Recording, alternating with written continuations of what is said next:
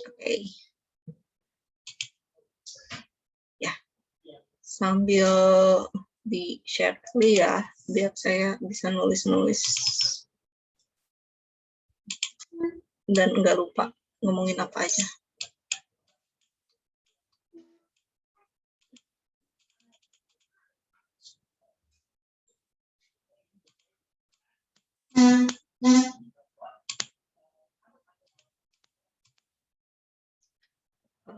Sekali lagi.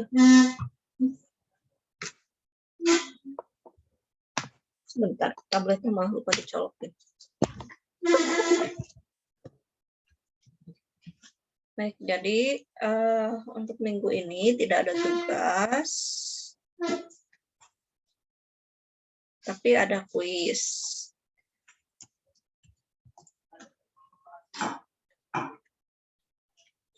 Kuisnya 10 soal, tapi saya belum masukin soalnya, jadi mungkin baru bisa dikerjakan besok siang.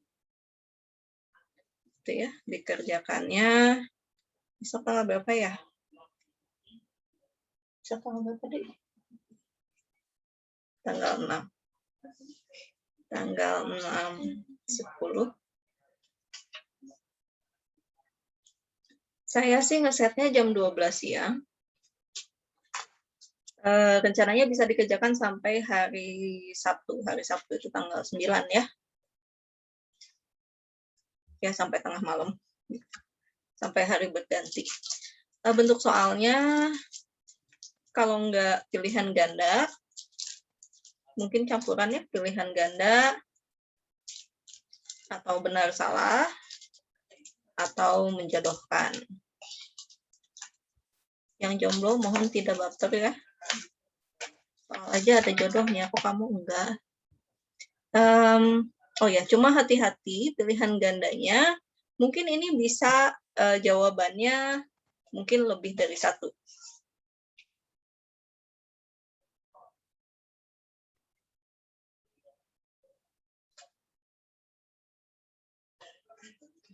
Untuk pilihan ganda. Kalau yang benar salah enggak lah ya.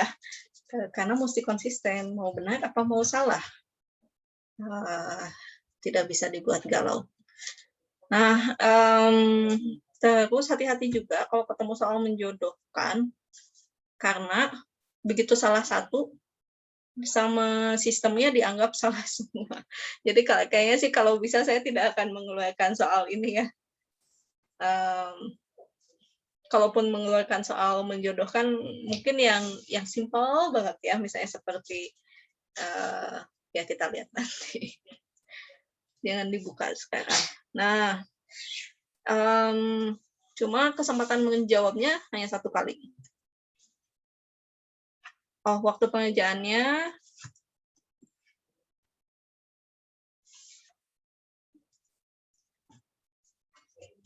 pengerjaannya 1 SKS alias 60 menit. Kok 60 menit? 1 SKS mah 50 menit ya.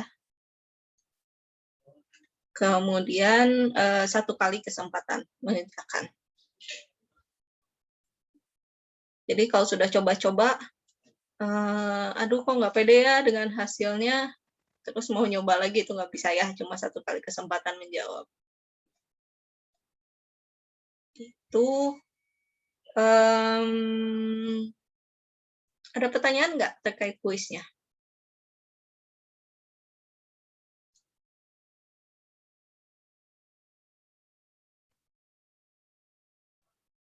Ada yang mau bertanya? Berkomentar terkait kuisnya? Oh ya, karena tidak ada tugas, berarti ini cek kehadiran dari sini ya. Yang tidak mengerjakan dianggap tidak hadir.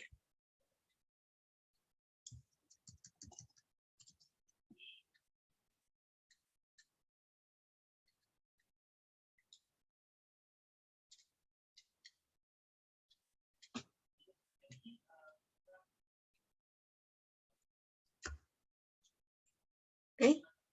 Ada pertanyaan, komentar, atau lainnya terkait kuis ini? Cukup jelas, Bu. Cukup jelas, oke. Yang lain saya anggap sudah terwakili. Pikiran dan Farhan satu akun. Iya Ibu, Iya Bu. lagi belajar bareng. Oh, oke. Ya udah. Kalau tidak ada pertanyaan, kita akan langsung masuk aja ke materi kuliahnya hari ini. Waktu minggu kemarin kita sudah membahas apa aja ya? Ada beberapa bentuk integral tentu dan integral tak tentu ya, tapi yang dihubungkan dengan aturan pangkat yang diperumum dan juga anti turunan fungsi trigonometri ya, sinus dan kosinus yang juga kita buat menjadi lebih umum. Pada pertemuan kedua juga kita sudah membahas tentang beberapa sifat integral tentu, yaitu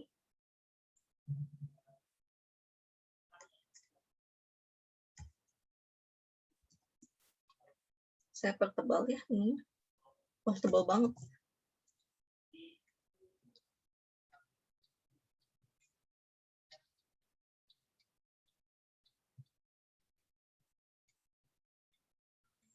Yang sudah kita pelajari apa aja ya? Pertama, yang dihubungkan dengan teorema dasar kalkulus, yaitu integral dari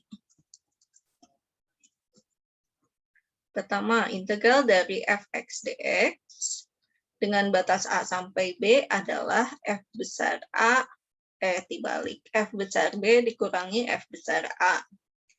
Apalagi sifat integral tentu yang kita sudah pelajari, kalau kita balik ya urutan pengintegralannya, batas pengintegralannya, ini sama dengan negatif dari integral B sampai A fx dx. Oh ya, di sini f besar aksen x sama dengan f kecil. Terus apalagi yang kita tahu? Oh, kalau batasnya batas atas dan bawahnya sama, ini pasti hasilnya 0. Mau kayak apa juga fungsinya, kalau batas atas dan bawahnya sama, pasti integral tentunya jadi 0. Apalagi yang sudah kita pelajari, sifat linier ya. Sifat linier itu apa aja? Kalau kita punya konstanta yang dikalikan dengan fx, lalu dicari integral tentunya, ini boleh kita keluarkan dulu konstantanya, baru kita integralkan. Apalagi kalau ada penjumlahan,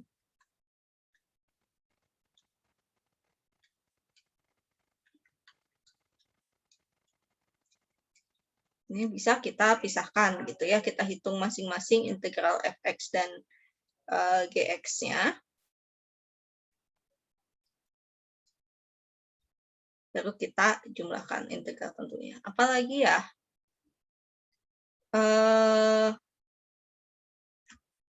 Apalagi yang udah kita bahas? Oh ya, kalau kita mengenakan aturan pangkat yang diperumum, jadi integral dari A sampai B f gx, jadi dalam hal ini kita punya fungsi yang diintegralkannya itu merupakan fungsi komposisi ya. Ini sama dengan integral g A sampai gb f u du.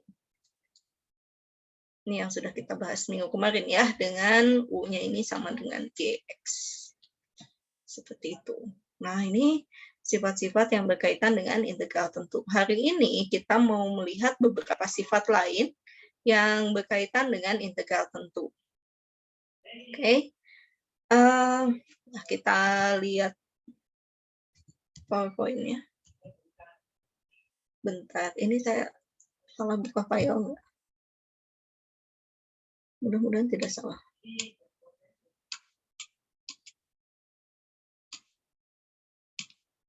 Oh, enggak ya.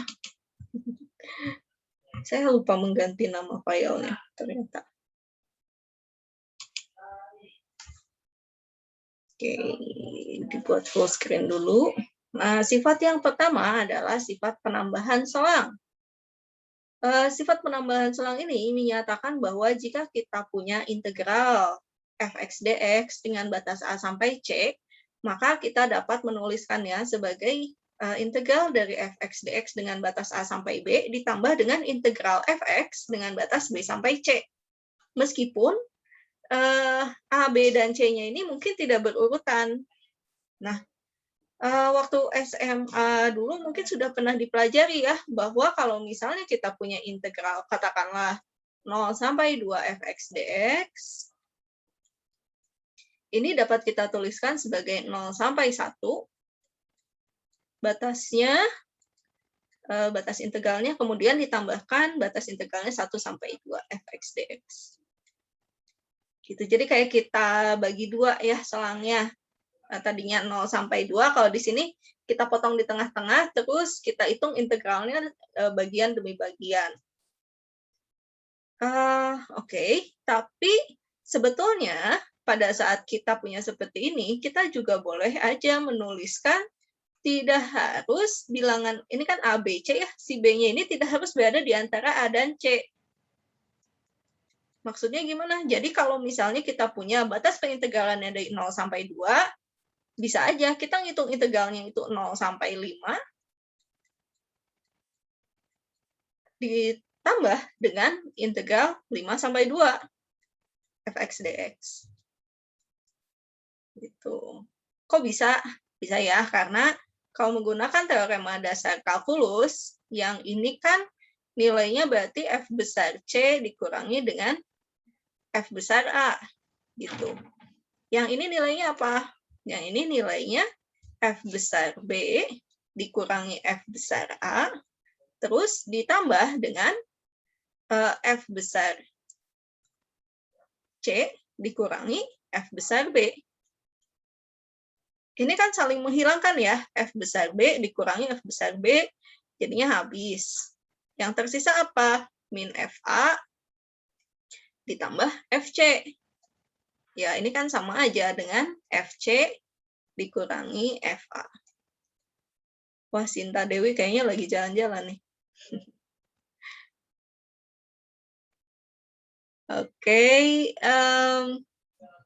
kita lihat ya. Jadi sebetulnya mau seperti apapun nilai B-nya tidak harus berada di antara A dan C, bisa lebih besar daripada C dan bisa lebih kecil daripada A, atau sebaliknya, tergantung nilai A dan C-nya gimana gitu ya.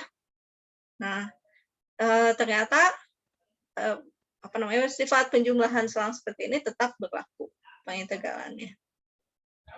Tapi ngapain sih kita mau repot-repot gitu, yang tadinya integralnya cukup sekali aja gitu, integral dengan batas A sampai C, ngapain juga kita bagi-bagi dua kayak gini. Nah, ini salah satu contoh penggunaannya adalah pada saat kita punya fungsi yang bentuknya itu piecewise gitu. Jadi fungsi yang apa ya? Istilah bahasa Indonesianya apa ya, piecewise? Bagian demi bagian gitu ya. Seperti yang rasanya sudah pernah saya perlihatkan pada saat kita membahas fungsi yang terintegralkan itu seperti apa. Nah, fungsi yang dapat terintegralkan itu kan fungsi yang terbatas, selang pengintegralan juga selang yang tutup dan terbatas, kemudian fungsinya itu kontinu, kecuali mungkin di beberapa titik aja. Nah, itu kan kita sempat lihat ya, ada yang namanya fungsi tangga. Saya tulis kemana, ke sini deh. Nah, kita sempat membahas ya, ada yang bentuknya itu fungsi tangga.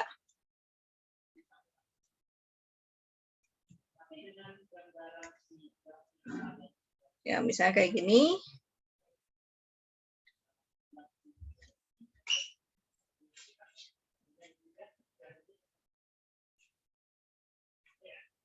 Gitu ya. Berarti kan pada saat kita mau mengintegralkan, katakanlah mulai dari ini titik A gitu sampai titik B. Pada saat kita mau menghitung integral fungsi yang seperti ini dengan batas A sampai B, ini kan mungkin nggak bisa langsung kita gunakan teorema dasar kalkulus ya. Tapi pada saat kita mau hitung ini, berarti kita mesti potong-potong nih. Ini fungsi pertama, ini bagian kedua, ini bagian ketiga. Gitu. Jadi nanti ada C1. Oh, kita samakan aja ya. Tadi itu batas atasnya C ya. Nah, di sini jadi katakanlah ini ada B1, B2, B3 gitu ya. Sehingga integral A sampai C fx dx untuk yang seperti ini, itu, mungkin ini nilainya apa? Nilainya katakanlah ini alfa 1, alfa 2, alfa 3, ini alfa 4. Nah, maka integral A sampai C fx dx ini bisa kita hitung dengan cara membagi-bagi selangnya. Jadi kita hitung dulu integral A sampai B alfa 1 dx ditambah integral, oh ini B1 ya, B1 sampai B2 alfa 2 dx ditambah integral B2 B3 alfa 3 dx, satu lagi integral B3 sampai C alfa 4 dx. Itu. Ya ini kan sebetulnya fungsinya sih konstan aja semua, cuma nilainya berbeda-beda gitu pada selang-selang yang berbeda. Nah, ini salah satu contoh penggunaan untuk sifat penjumlahan selang gitu ya.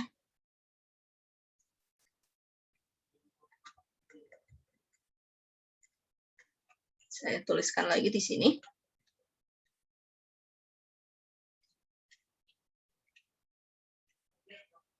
Integral A sampai C fx dx sama dengan integral AB fx dx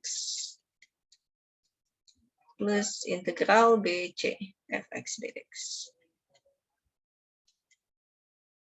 Seperti apapun,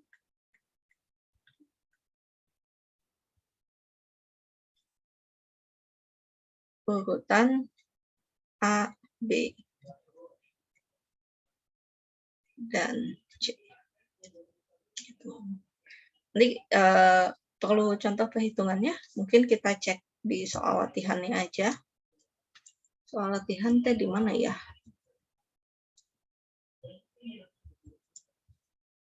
Nah, ini dia. Nah, ini contoh soal latihan yang menggunakan sifat penjumlahan selang. 11, 12, 13, 14, yang mana ya? Kita coba nomor berapa? Nomor 9 dulu gitu.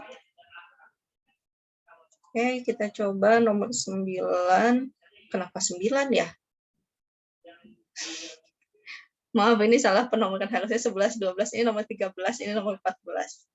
Oke, kita coba nomor 13-nya ya.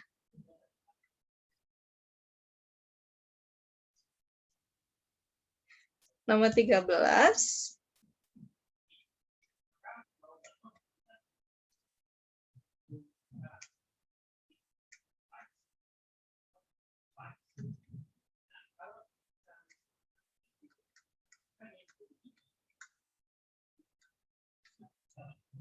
Nah, diberikan fx-nya ini adalah x plus 1 pada saat x-nya kurang dari 1 dan x plus 2 pada saat x-nya lebih besar atau sama dengan 2.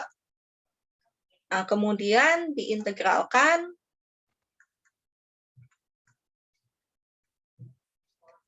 pada selang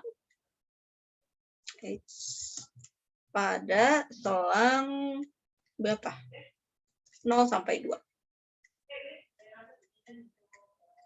Nah, di sini tapi diminta, kalau di soalnya sih diminta coba tolong gambarin dulu kayak gimana sih fungsinya. Ya, oke, kita coba gambar dulu. Berarti kita bikin dulu ya sumbunya ya. Sumbu X, sumbu Y.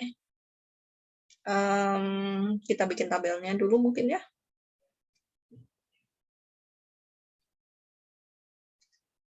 Nah, ini nilai X, ini nilai fx-nya. Mungkin kita perlu pada saat 0, pada saat 1, dan pada saat 2.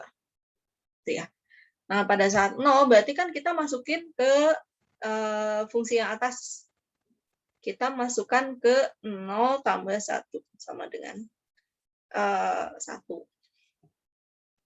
Satunya di mana? Oke, sini aja deh. Tuh. Oh, mungkin pakai warna lain ya, biar kelihatan sebelah mananya. Nah, ini 1. Ini 0-nya ya. Ini sumbu X, ini sumbu Y. Terus, mungkin nggak langsung 1, tapi kan untuk yang nilainya kurang dari 1, nilainya ikutnya ke fungsi yang atas, jadi yang X plus 1. Berarti kita coba 0,999 gitu ya. Masukkan ke fungsi yang atas, oh berarti nanti 0,999 tambah 1. Jadi 1,999. Nyaris 2 lah ya. Oke. Di mana? Nah, berarti mungkin sih dia akan mendekati kedua gitu, cuma nggak sampai nempel. Jadi kita beri tanda, salah. Kok di sini sih? Harusnya di 1 ya. Nah, berarti harusnya kan di 2 ini dia akan semakin mendekati 2, tapi nggak bakalan nempel. Jadi kita kasih lingkarannya bolong. Artinya apa? Dia akan mendekat ke situ, tapi nggak kena titiknya. Terus kalau nilainya 1 masuknya kemana? Ini saya salah menulis ya, soalnya. Iya, betul. Maaf, ini harusnya bukan 2, tapi 1.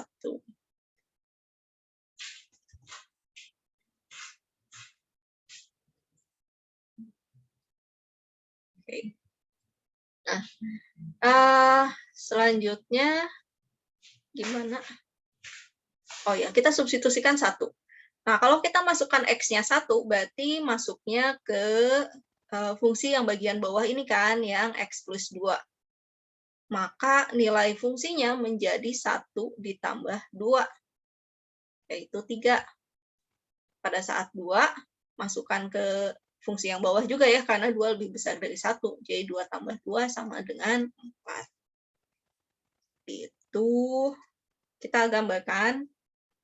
Kalau ini 1, ini 2.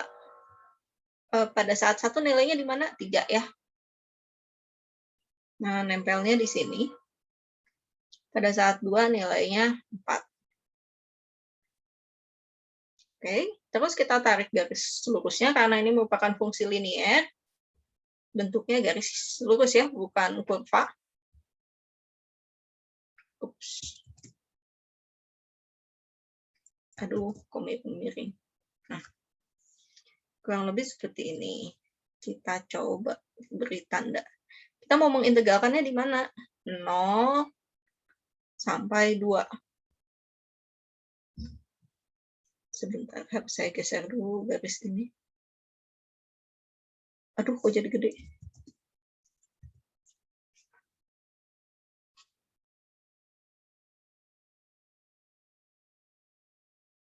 Inilah ya.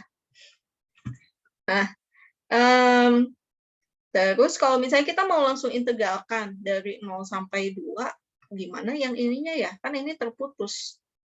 Ngikut nanti kita mesti menghitung integralnya itu ngikut fungsi yang atas atau fungsi yang bawah. Nah, kalau ngikut fungsi yang bawah nanti kelebihan dong. Salah. Betul. Kalau ngikut fungsi yang X plus 2, nanti kelebihan. Kenapa? Karena garisnya kan ngambil garis yang di atas. Ini ada daerah yang lebihannya. Tapi sebaliknya, kalau kita ngambil grafik yang X plus 1, berarti kita ngikut garisnya yang bawah ini diterusin. Nanti ada kurangnya bagian ini, jadinya nggak ke bawah. Gitu. Terus gimana? Ya, kita bisa potong-potong menggunakan sifat penjumlahan selang, kita potong aja pada saat X sama dengan 1. Salah, harusnya saya gantinya pakai ini.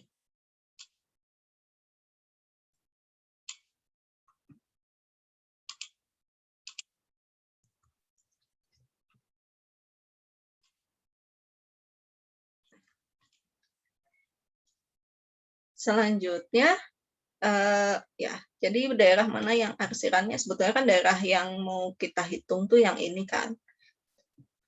Kalau menggunakan definisi integral tentu. Nah, akibatnya pada saat kita ngitung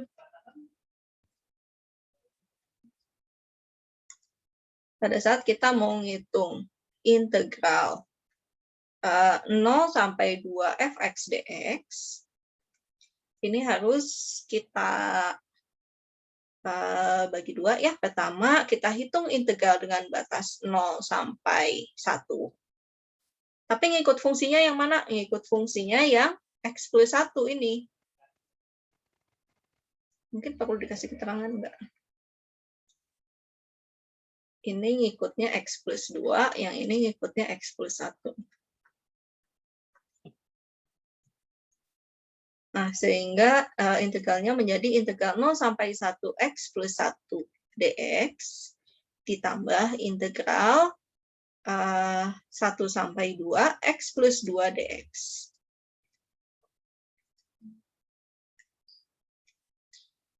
Gitu ya. Terus gimana? Ya, ini bisa pakai aturan pangkat lah ya. Langsung aja setengah x kuadrat plus x, masukkan batasnya 0 sampai 1 ditambah dengan setengah x kuadrat plus 2x, masukkan batasnya juga 1 sampai 2. Sehingga ini menjadi setengah kali 1 kuadrat ditambah 1 dikurangi setengah kali 0 kuadrat dikurangi 0. Ditambah dengan setengah kali 2 kuadrat tambah 2 kali 2, 2 dikurangi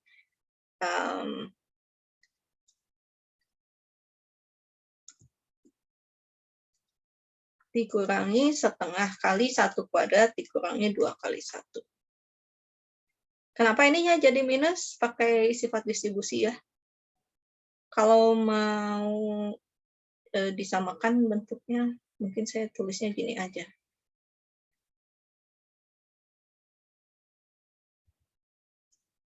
Bentar. Nah.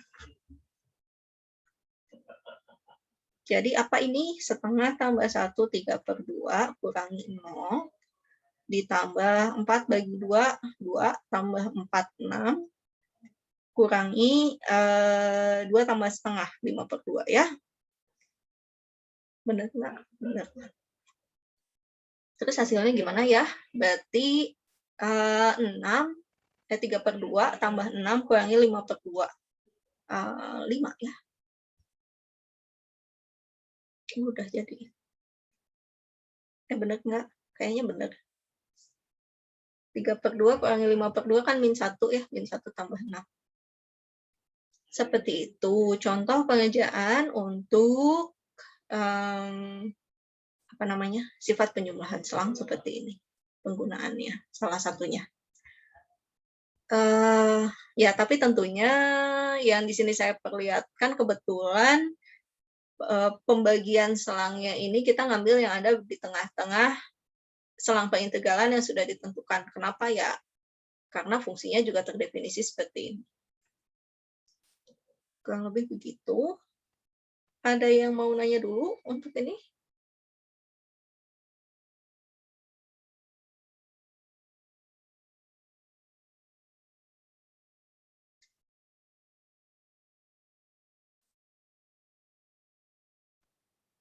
Oke, kalau tidak ada, kita coba lihat lagi.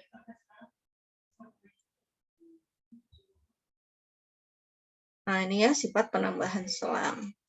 Kemudian, ya contohnya bisa dilihat. Jadi, tapi ini kayaknya nggak terlalu memperlihatkan bahwa sifat penambahan selang ini sesuatu yang diperlukan gitu ya. Ini cuma sekedar memperlihatkan bahwa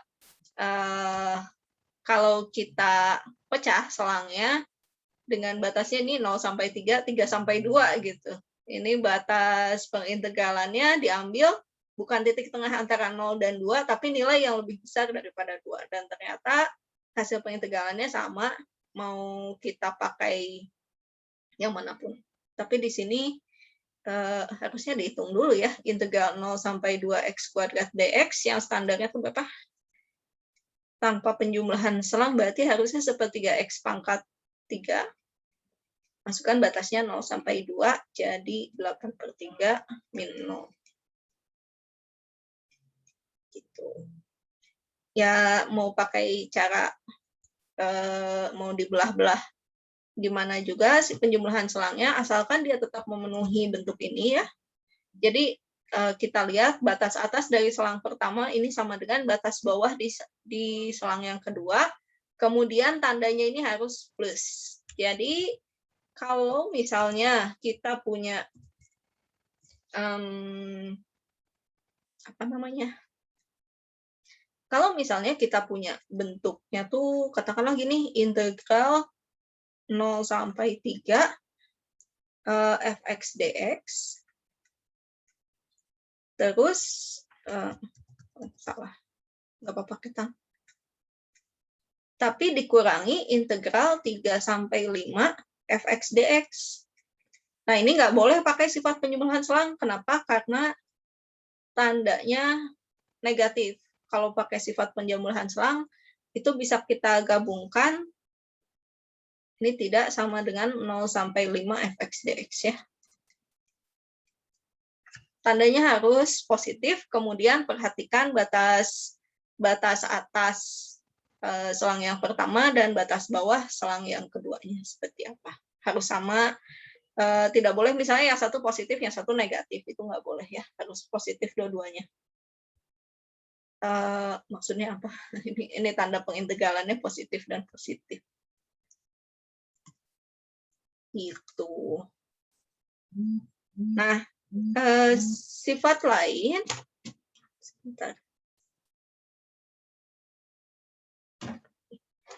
Sifat lain yang kita punya pada integral tentu adalah adanya sifat perbandingan. Apa itu sifat perbandingan? Jadi kalau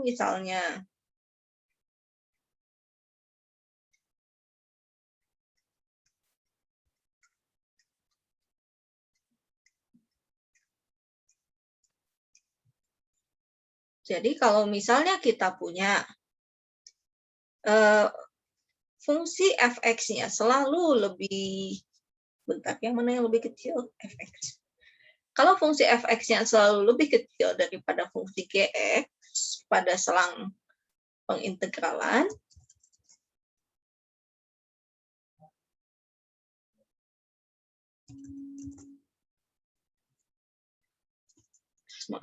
A sampai B, maka integral dari A sampai B fx dx juga akan lebih kecil dibandingkan dengan integral A sampai B dx dx. Kenapa begitu? Karena begini. Karena kalau misalnya, ya ini saya akan menunjukkan beberapa ilustrasi. Sekarang kalau misalnya dua-duanya ada di atas sumbu X. Sama. Misalnya ini GX-nya gitu ya, terus ini FX-nya. Kalau batasnya jangan lupa ya, A sampai B-nya.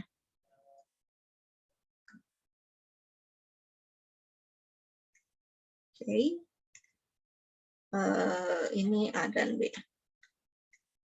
Nah, kita lihat integral yang dibatasi oleh integral yang dibatasi oleh fx, kemudian kirinya A dan kanannya B, itu kan daerah yang saya arsir warna apa ini? Merah ya. Nah, yang saya arsir warna merah ini. Sedangkan integral integral yang dibatasi oleh gx dan kiri kanannya AB itu adalah yang saya tandai dengan warna kuning ini. Kalau GX-nya lebih besar daripada FX, otomatis daerah yang dihasilkan juga lebih besar, gitu ya. Seperti ini.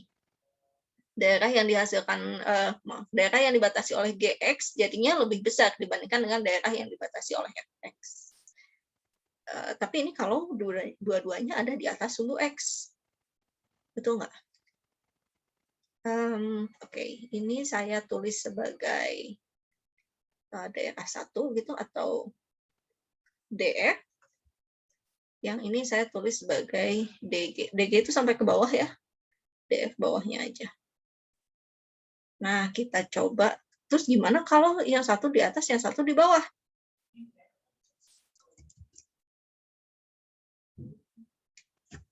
Kita coba ya lihat beberapa skenario.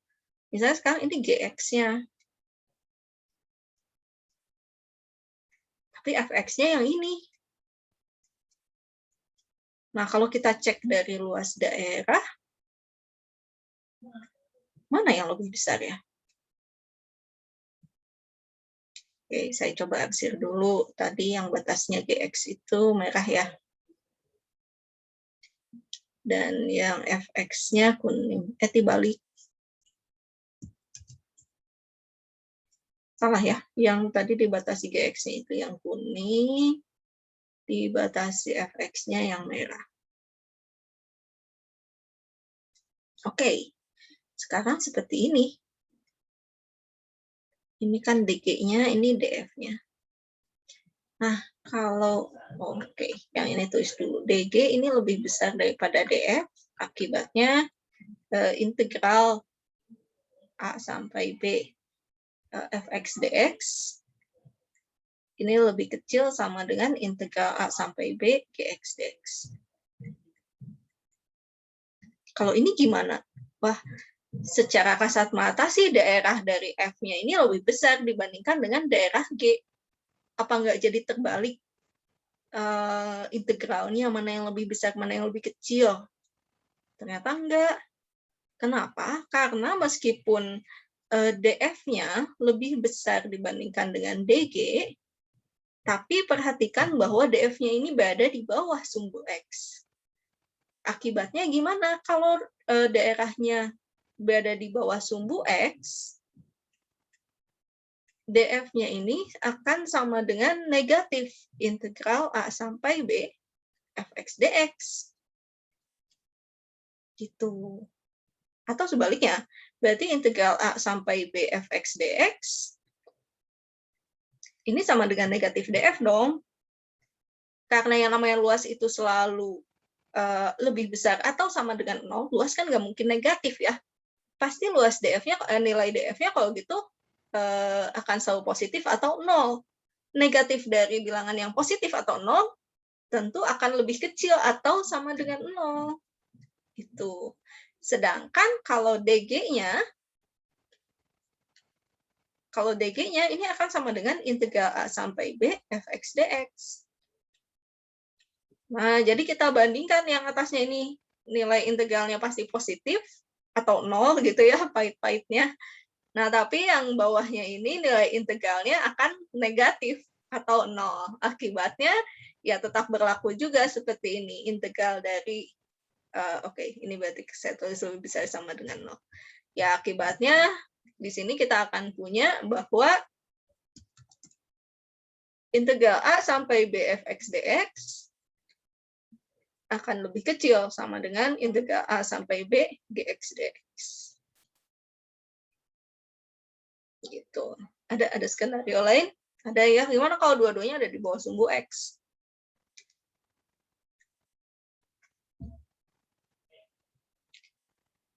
Satu skenario lagi. Tapi tetap GX-nya selalu di atas FX.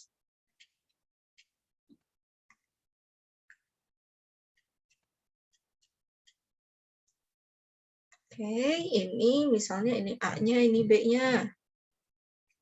Oh, yang tadi belum dikasih nama A dan B-nya ya. Dan belum ditandain ini sumbu X-nya. Ini sumbu X-nya, ini sumbu X-nya.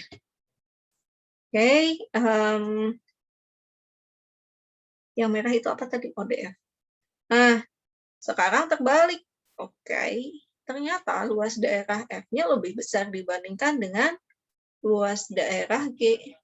Mirip dengan yang atasnya ini ya, cuma dibalik. Kalau ini kan luas yang dibatasi oleh F-nya termuat di dalam luas yang dibatasi oleh G. Kalau ini sebaliknya, luas yang dibatasi oleh G-nya termuat di dalam luas yang dibatasi oleh F. Terus gimana? Ya tentu kalau di sini sih memang DF-nya, ini DF ya, ini DG-nya, DF-nya tentu lebih besar daripada DG. Tapi kembali lagi, karena mereka berdua ada di bawah sumbu X, kita akan punya bahwa DF-nya ini sama dengan negatif integral, yang ini ya, DF-nya itu adalah negatif integral A sampai B fx dx, dan DG-nya juga akan menjadi negatif integral A sampai B gx dx. Atau sebaliknya, berarti kita akan dapatkan integral A sampai B fx dx ini sama dengan negatif dari DF. Nah, kemudian integral A sampai B fx dx, F lagi, gx dx-nya sama dengan negatif integral negatif luas DG. Terus gimana dong? Ya, kalau misalnya ini dua-duanya bilangan positif dan DF-nya lebih besar daripada DG, maka akan berlaku negatif DF-nya akan lebih kecil sama dengan negatif DG. Ini kayak kalau kita punya apa sih? 2 itu kan lebih kecil daripada 5 ya. Tapi kalau kita kalikan negatif kan batasnya jadi terbalik. Min 2 lebih besar sama dengan min 5. Sifat ketidaksamaan ya pada bilangan real seperti ini. Gitu. Nah, jadi dari 3 skenario ini kita lihat bahwa selama fungsi G-nya ada di atas fungsi G-nya ada di atas fungsi F pada selang yang diberikan, maka nilai integralnya juga akan mengikuti. Meskipun di sini kita punya beberapa kemungkinan gitu ya. Tapi asalkan berlaku seperti tadi, maka nilai integralnya akan tetap berlaku sifat perbandingan ini. Kemudian sifat yang berikutnya adalah sifat keterbatasan. Kalau misalnya kita punya fungsi yang terintegralkan, nah kita ingat kembali fungsi yang terintegralkan itu kan harus memenuhi beberapa syarat ya. Pertama, fungsinya harus terbatas. Yang kedua, diintegralkannya pada selang yang tutup dan terbatas. Yang ketiga, harus kontinu kecuali mungkin di sedikit titik aja gitu. Ya kalau mau mulus lebih bagus gitu ya. Nah, jika fungsi f-nya ini terintegralkan, maka nanti kita dapat menuliskan integral a sampai b fx dx-nya ini sebagai m kecil kali b min a. Integral fungsi a sampai b fx dx akan berada di antara m kecil kali b min a dan m besar dikalikan b min a. M besarnya ini adalah nilai yang lebih besar daripada fx, dan m kecilnya adalah nilai yang lebih kecil dibandingkan dengan fx. Maksudnya gimana sih? Saya pindah kemana ya? Oke. Kok bawah banget? Saya pindah ke sebelah sini deh. Atau ke kanan. Maaf ya, saya nulisnya kok ngacak.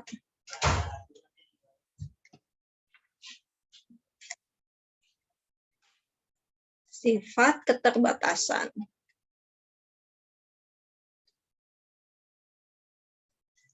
Nah, jadi kalau misalnya kita punya F terintegralkan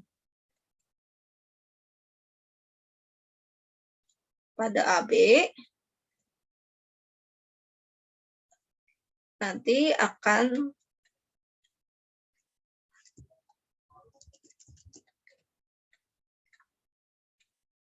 jika F terintegralkan, maka akan ada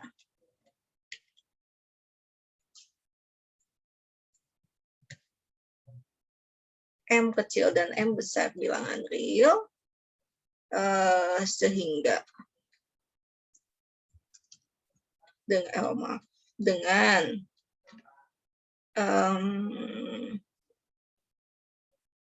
gimana kursornya? Dengan M-nya, M besar dan M kecilnya ini mengapit fx, itu ya, untuk setiap X yang ada di dalam selang AB. Sehingga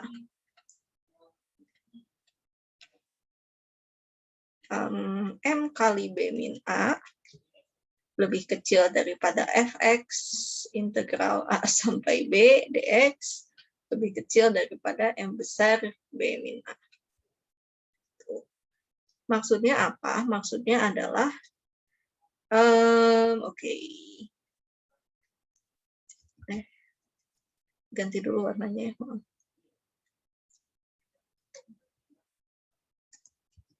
Saya bikin ini di tengah mungkin. Biar lebih seru. Ya. Jadi misalkan fungsinya tuh gini.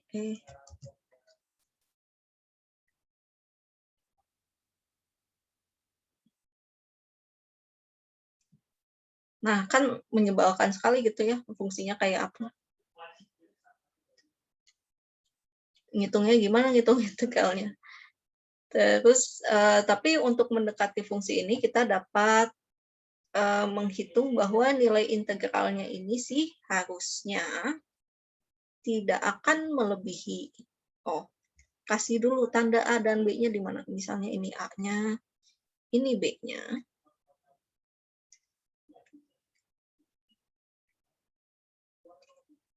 Saya lupa ngasih sumbu X-nya.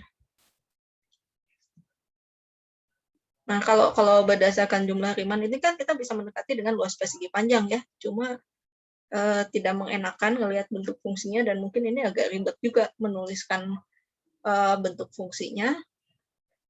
Jadi gimana? Nah, kalau kita cuma ingin memperkirakan ini luas daerahnya sekitar berapa sih, nilai integralnya sekitar berapa, kita lihat sebetulnya kan fungsi f ini terbatas di atas ya, yaitu batas atasnya adalah garis ini. Sebentar, dikeatasin dulu karena ini jadinya nabrak. Kok nggak mau?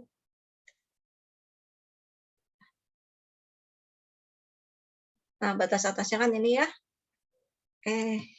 Turun lagi. Dan batas bawahnya yang nih.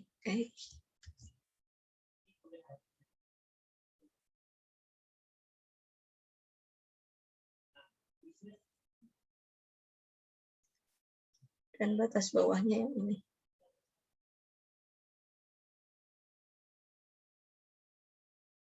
Itu. Nah, jadi kasih tanda dulu. Ini berarti ini nilai M kecilnya, ini nilai M besarnya. Tingginya M kecil, tingginya M besar. Maka luas daerah yang dibatasi oleh si fx ini harusnya kan nilainya tidak akan lebih besar daripada luas persegi panjang yang dibatasi oleh garis M besar, ini lebarnya, dan panjangnya adalah B min A. Ya enggak? Iya aja. Ya. Ini luas persegi panjangnya kan sama dengan M besar kali B min A. Yang ini luas persegi panjangnya M kecil kali B min A. Nah, jadi karena si integral fungsi fx-nya ini adalah daerah yang dibatasi oleh kiri kanannya A sampai B, kemudian fungsi fx seperti ini, harusnya sih dia nilainya akan berada pada luas persegi panjang yang di atas dan luas persegi panjang yang di bawah. Penggunaan praktisnya buat apa ya? Saya belum kebayang sih, tapi ini ya mungkin buat aproksimasi aja. Selama fungsinya terbatas, kita bisa nebak-nebak lah berapa nilainya, nilai integralnya tidak akan lebih dari berapa dan nilai integralnya tidak akan kurang dari berapa. Tuh.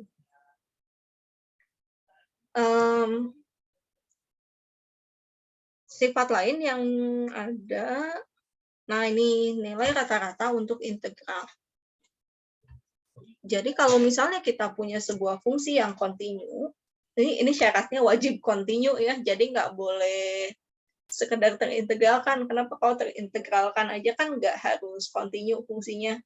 bisa loncat, bisa ada titik yang bolong-bolong gitu ya, terus fungsinya loncat dari satu nilai ke nilai lain gitu di dalam selang ini.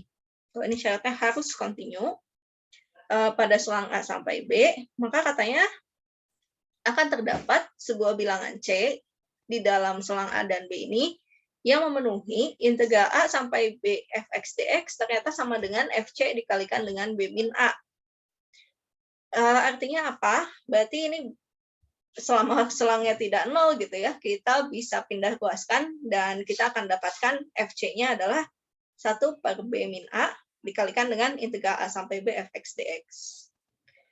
Nah, nilai fc ini yang disebut dengan nilai tengah atau nilai rata-rata dari f pada selang A sampai B. Kalau penggunaannya untuk apa ya? Ini kita dapat terapkan juga pada fungsi yang multivariabel. Kalau di fungsi multivariabel, rumus nilai rata-rata untuk integral ini dipakai untuk mencari titik. Sebentar, saya lupa namanya.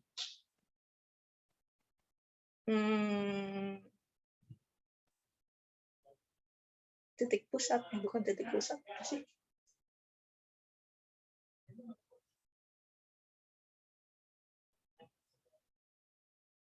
Saya lupa istilahnya. Cuma kalau di fungsi yang multivariabel,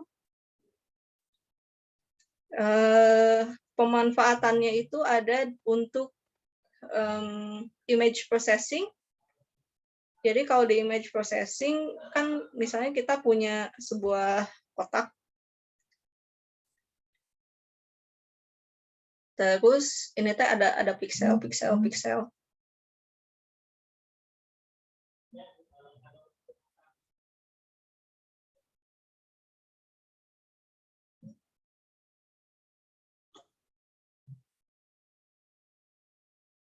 Nah, terus dia mencari titik, aduh lupa namanya apa ya.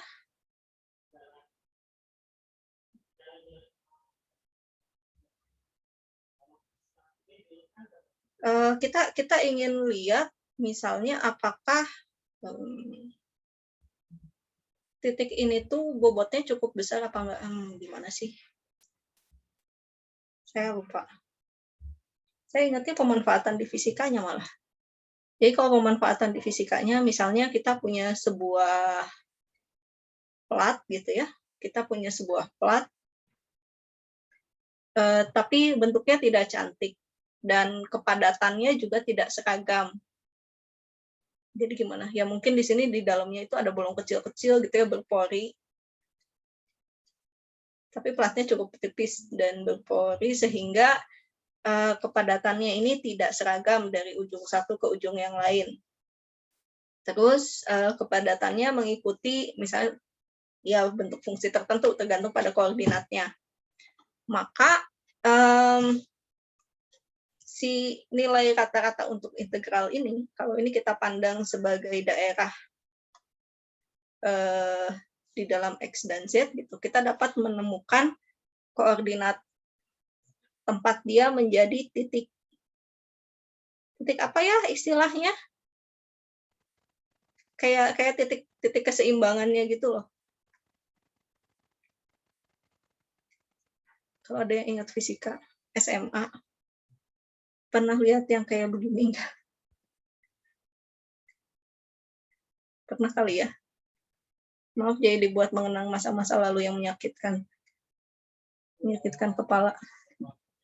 Kan di sini kita bisa geser-geser si tumpuannya ke kiri kanan supaya jadi setimbang, meskipun misalnya beban di kanannya lebih berat dibandingkan beban di kiri. Nah, posisi ininya tuh, ini sama dengan bisa dicari si posisi ini menggunakan nilai rata-rata ya, fungsi yang pakai integral tadi. Nilai rata-rata ini, teorema nilai rata-rata untuk integral, itu dipakai untuk mencari posisi ini, tapi di 3 dimensi kayak gini. Ribet nggak? Karena saya lupa istilahnya, saya jadi kesulitan juga gimana yang menjelaskannya dengan baik. Tapi itulah. Nanti Kalau sudah teringat apa istilahnya, saya coba terangkan lagi. Ya, rasanya teorema nilai rata-rata untuk integral juga dipakai di dalam image processing.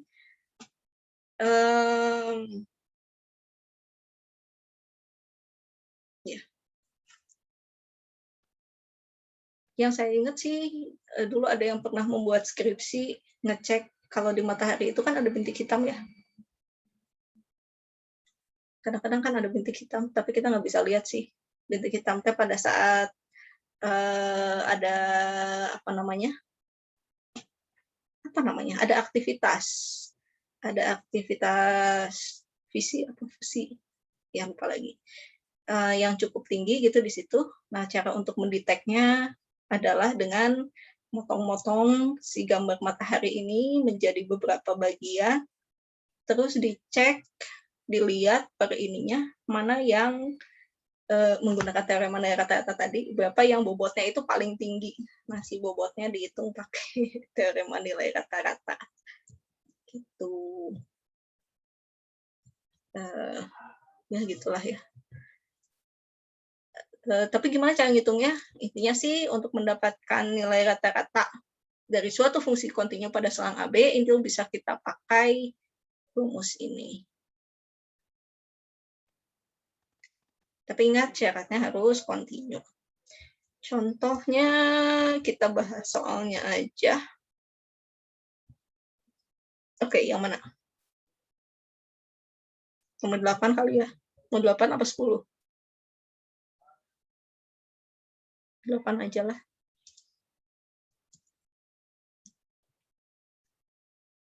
Saya nulis di mana? Belum. Oke, saya tulis di sini aja ya. Teorema nilai rata-rata untuk integral.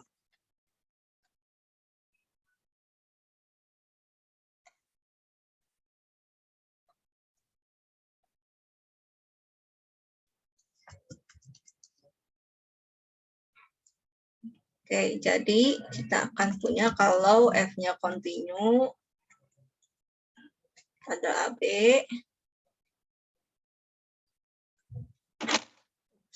akan ada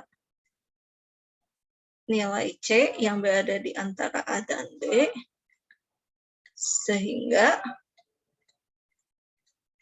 FC sama dengan 1 per B min A integral A sampai B fx dx.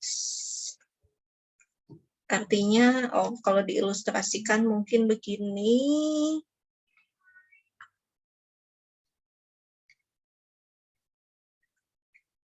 Ini X, ini fx.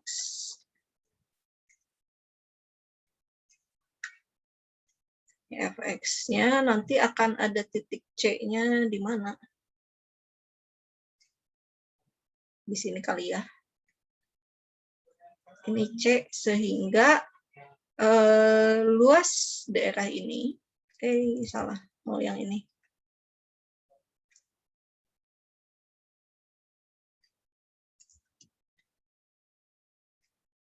Sehingga luas daerah, kok A sampai A.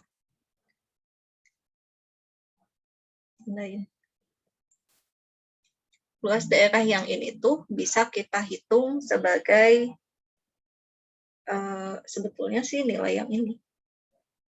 Salah. Pakai warna lain.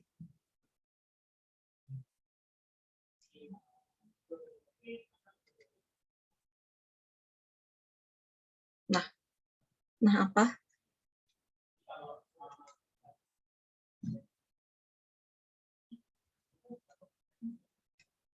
Jadi nggak ada bedanya ya, mana yang arsir kuning, mana yang arsir merah. Ini arsir kuning, ini arsir merah. Oke, ini arsir merah. Semakin tidak jelas kayaknya. Kayak gitulah. Dengan kata lain, ini tuh bisa kita tuliskan juga sebagai integral A sampai B fx dx sama dengan FC dikali dengan B min A. Tuh. Oh ya, tadi teh mau ngapain? Mau ngasih contoh ya. Contoh. Latihan nomor 8. Apa tadi nomor 8? Integral. Kok integral? Fx-nya sama dengan X dibagi akar dari X kuadrat plus 16 pada selang apa? 0 sampai 3. Nah, kita mau cari nilai rata-ratanya. Berarti kalau kita ngitung nilai rata-rata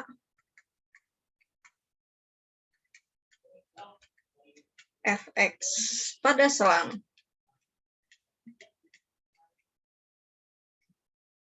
0,3 adalah Fc yang nilainya merupakan 1 per 3 min 0 kalikan integral 0 sampai 3 X dibagi akar X kuadrat plus 16 dx. Atau 1 per 3 kalikan dengan, apa yang harus kita lakukan? Kita harus misalkan dulu ya. Misalkan U-nya adalah X kuadrat plus 16, berarti DU-nya adalah 2X dx, atau setengah DU sama dengan X dx. Terus kita juga harus ganti batasnya. Ya, kalau nggak mau cari anti turunannya dulu juga boleh sih. Pada saat X-nya sama dengan 3, berarti kita punya U-nya adalah 9 tambah 16, 25 ya. Betul. Terus pada saat X-nya 0, U-nya 16.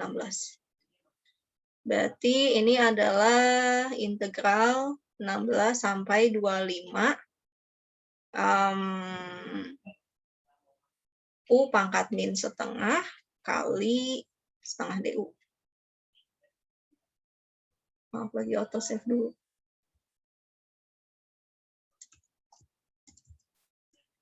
Setengah DU.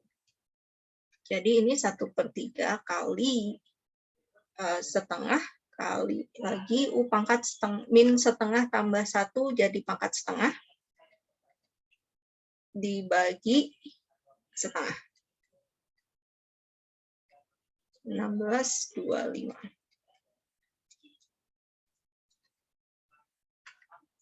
Jadi 1 per 3 kali, setengahnya saya keluarkan aja ya. Maksudnya 1 per setengahnya berarti 2. 2 kali setengah itu kan 1. Ini setengah kali 2 dikalikan dengan akar 25 min akar 16. Oke. 1 per 3 kali 5 kurangi 4. 1. Itu nilai rata-rata fungsinya pada selang 0 sampai 3 adalah 1 per 3. C-nya ada di mana sih? Kalau mau cek C-nya ada di mana, kita substitusikan aja ke dalam fungsinya. Kan fungsinya itu, coba kita masukkan. FC sama dengan 1 per 3. Berarti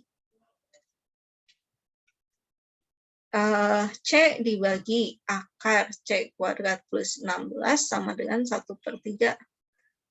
Terus gimana? Berarti 3C sama dengan akar C kuadrat plus 16. Kita kuadratkan kanan kiri, jadinya 9C kuadrat sama dengan C kuadrat plus 16. Jadi berapakah ini? 8C kuadrat sama dengan 16. C kuadratnya 2, berarti C-nya plus minus akar 2, ya, atau sekitar 1,4 sekian. 1,44 berapa gitu ya. Aduh, tulisan.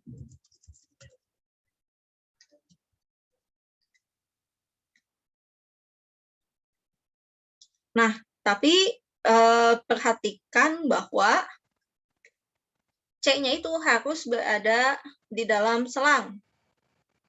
Ya, jadi nilainya harus berada di antara 0 sampai 3. Berarti di sini nggak bisa masuk dua-duanya. Karena apa? Karena kalau yang negatif, dia posisinya ada di luar selang. Maka di sini karena C ini harus berada di dalam selang A sampai B, kok A sampai B, 0 sampai 3, atau save lagi, 0 sampai 3, haruslah kita hanya mengambil C yang positifnya. Yang negatifnya tidak bisa kita masukkan sebagai titik yang menjadi nilai rata-rata fungsi. Gitu. Kenapa? Ya karena ada di luar selang. Kurang lebih seperti itu. Tapi kalau mencari nilai rata-rata fungsinya sampai sini ya. Ini titik tempat nilai rata-ratanya dicapai. Gitu. Sampai sini ada yang kebingungan?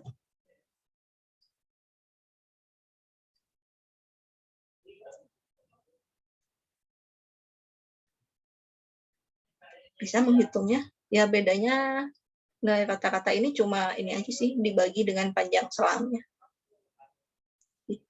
Tapi kembali ingat, syaratnya harus kontinu. Gitu.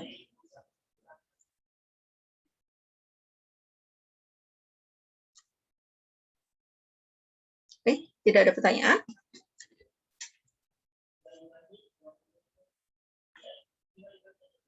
Kita coba, kalau tidak ada, ya di sini kita juga punya yang namanya integral fungsi simetri. Gimana sih integral fungsi simetri? Fungsi simetri itu apa? Di sini kita lihat bahwa fungsi simetri itu adalah fungsi yang bagian kiri dan kanan. Fungsi yang daerah di bagian kanan sumbu X dan bagian kiri sumbu X-nya ini, sumbu X. Bagian sebelah kanan dan sebelah kiri sumbu Y-nya itu dia memiliki ukuran yang sama. Nah, yang namanya fungsi simetri ini dibedakan menjadi fungsi genap dan fungsi ganjil. Yang namanya fungsi genap itu kalau posisinya sama, maksudnya apa? Kanan dan kiri itu misalnya sama-sama di atas atau sama-sama di bawah. Tapi kalau yang fungsi ganjil, dia berkebalikan. Misalnya satu ada di atas, satu lagi ada di bawah. Tapi ukurannya sama. Contohnya apa ya? Contohnya fungsi sinus. Fungsi sinus kan bentuknya gini ya. Tapi kalau gini. Nah, ini fungsi sin X. Ini adalah fungsi ganjil. Kenapa? Karena ukurannya sama. Sebelah kanan sumbu X dan sebelah kiri sumbu X. Cuma posisinya berkebalikan. Nah, kalau fungsi cos itu fungsi yang genap. Kenapa? Karena kanan kiri bentuknya sama gitu ya, dan pada saat dia di atas sama-sama di atas gitu. Kalau di bawah sama-sama di bawah.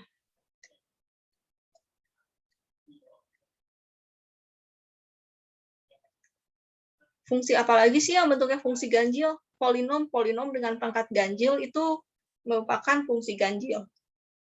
Misalnya Y sama dengan X, Y sama dengan X. Atau Y sama dengan X pangkat 3. X pangkat 3 gimana? Salah. Nggak bisa diambil. Mau dihapus? Oke.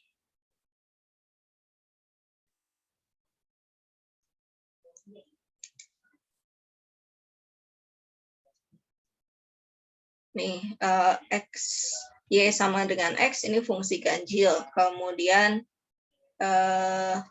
Y sama dengan X pangkat 3, fungsi ganjil. Y sama dengan X pangkat 5 juga ini fungsi ganjil. Jadi kalau pangkatnya ganjil, grafiknya juga menjadi grafik fungsi ganjil, simetris yang ganjil. Terus kalau pangkatnya genap, dia menjadi fungsi genap. Contohnya apa? X kuadrat. X kuadratnya gimana? Gini kan ya? Ini X kuadrat. Ini fungsi genapnya.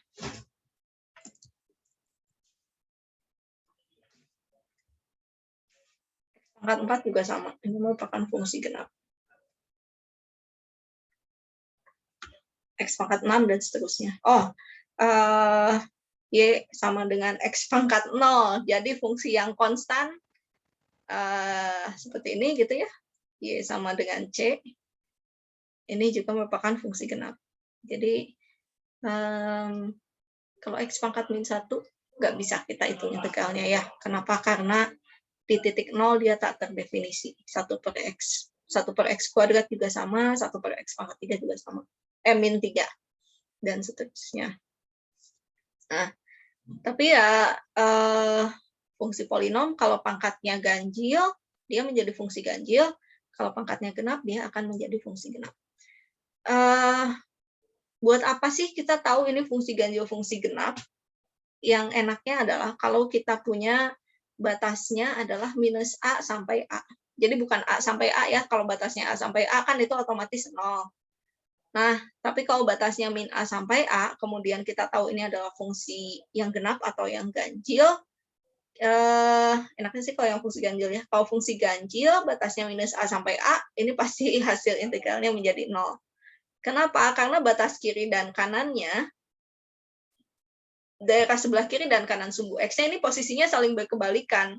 Akibatnya, kita ingat kembali bahwa kalau kita punya integral tentu, kemudian sebagian daerahnya berada di atas sumbu X, bagian lagi di bawah sumbu X, maka nilai integralnya adalah sama dengan luas daerah yang ada di bagian atas sumbu X dikurangi luas daerah yang ada di bawah sumbu X. Nah, karena di fungsi ganjil itu kan simetri, cuma posisinya berkebalikan.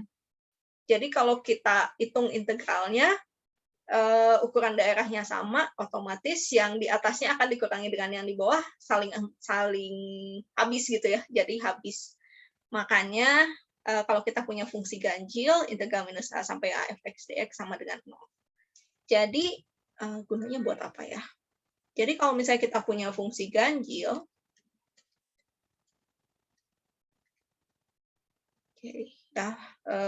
fungsi simetri, kalau fungsi ganjil,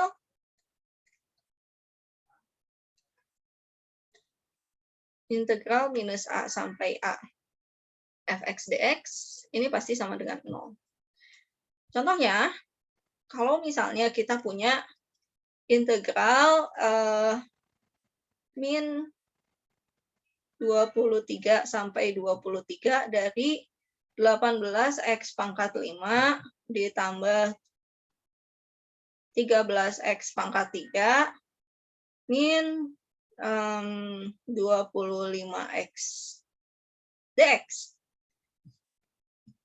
Perhatikan bahwa di sini pangkatnya ganjil semua ya. X pangkat 5, X pangkat 3, X pangkat 1. Ini berarti fungsi ganjil. Oh ya, cara ngecek ganjil atau genap selain menggambarkan grafiknya gimana, kan ini repot ya kalau kita gambarin grafiknya. Kita bisa cek fungsi simetri.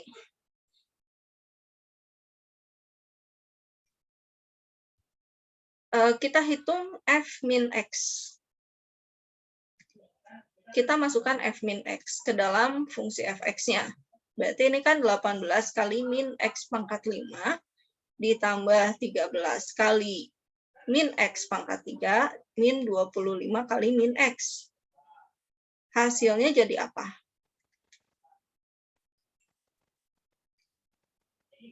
Oh ya, fungsi ganjil itu cirinya adalah kalau kita punya F dari min X sama dengan min dari fx. Benar nggak nih?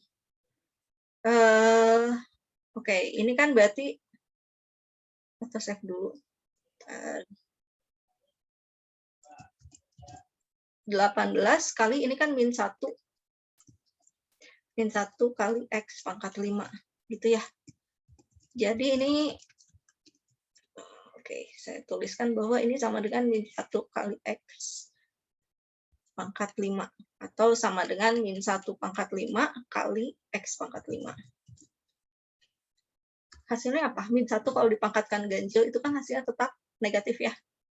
Jadi ini kali min 1, X pangkat 5, ditambah 13 kali min 1 pangkat 3 itu min 1 juga. Min kali min, jadi plus 25. Atau ini jadinya 18 X pangkat 5, min 13. Minusnya ketinggalan ini.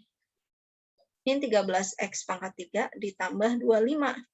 Atau ini sama dengan negatif dari 18 X pangkat 5 plus 13 X pangkat 3 plus, maaf X-nya ketinggalan. Kok plus? Sebentar. Ini min 25X.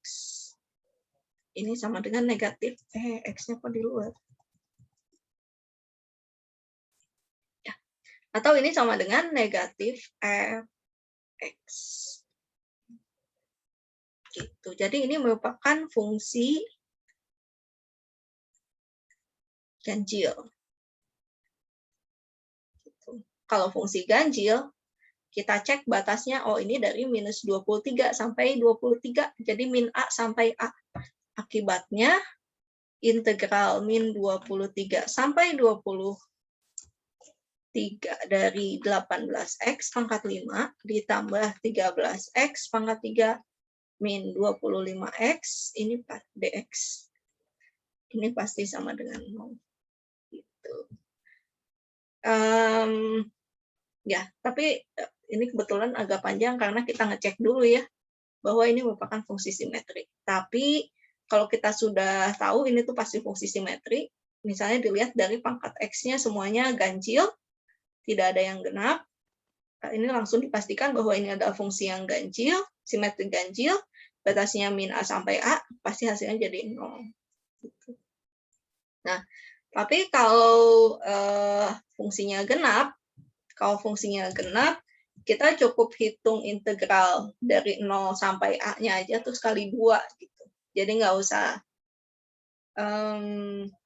mungkin ini jadi lebih sederhana nggak ya ngitungnya?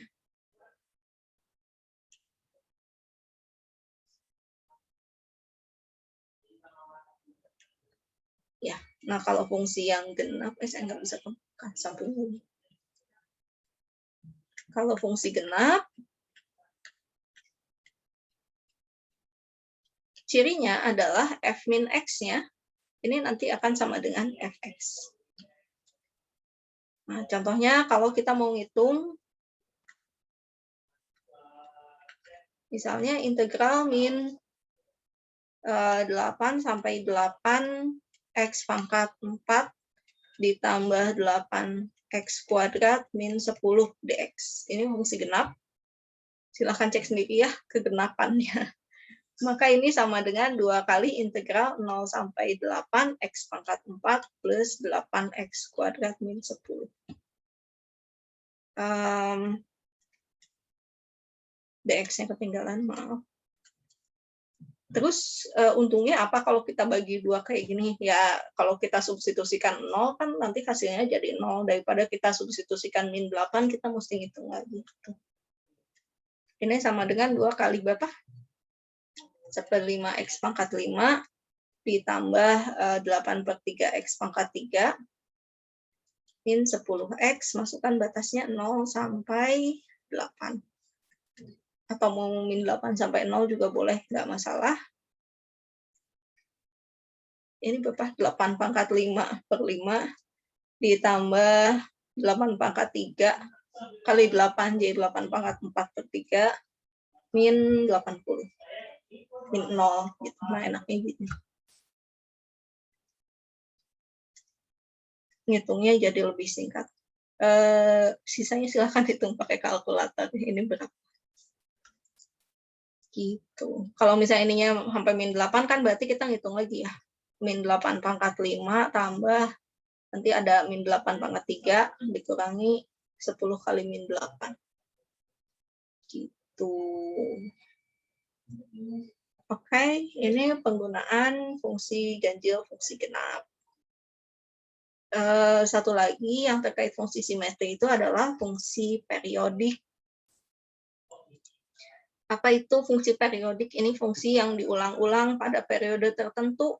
Ya, contohnya kembali lagi fungsi sinus, fungsi kosinus. Dan fungsi trigonometri secara umum, trigonometri hiperbolik juga. Ya, kenapa? Karena kalau misalnya kita punya fungsi sin X, itu kan gini aja terus ya. Dia akan punya periodenya sebanyak 2pi.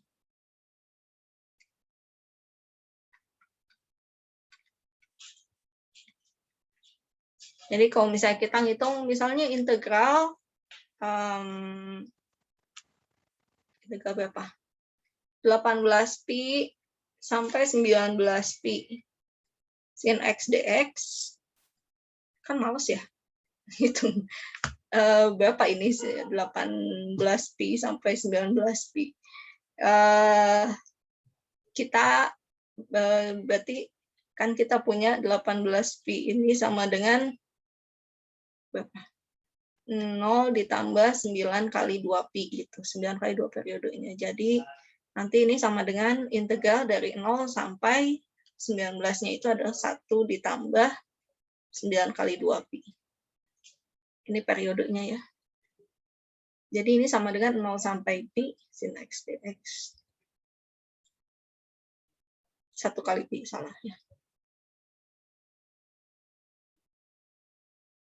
1 kali pi, 0 kali pi. Ya.